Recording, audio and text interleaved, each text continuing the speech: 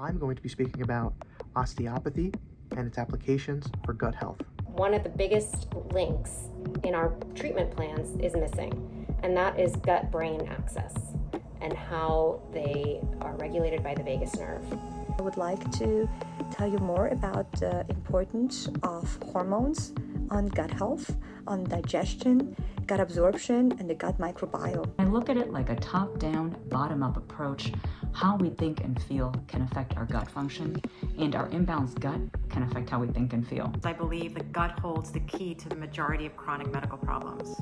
My goal is to educate and empower people to understand the gut microbiome so that they can also optimize their health to live a happier and healthier life, both physically and mentally. Gut flora, probiotics, prebiotics, are those real?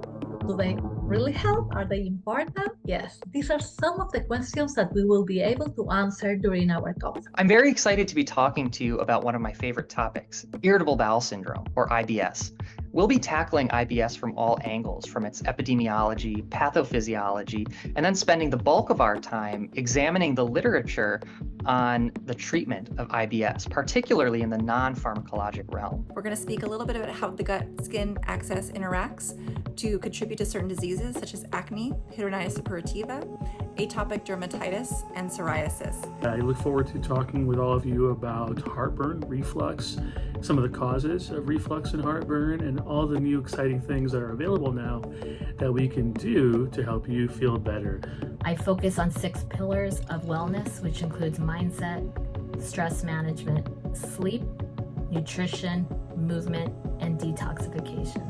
The topic is how we can overcome challenges malnutrition-wise or obesity reduction by personalizing nutrition for every patient that we see, as opposed to giving them exercise or nutrition prescription that is very general, which may not work for all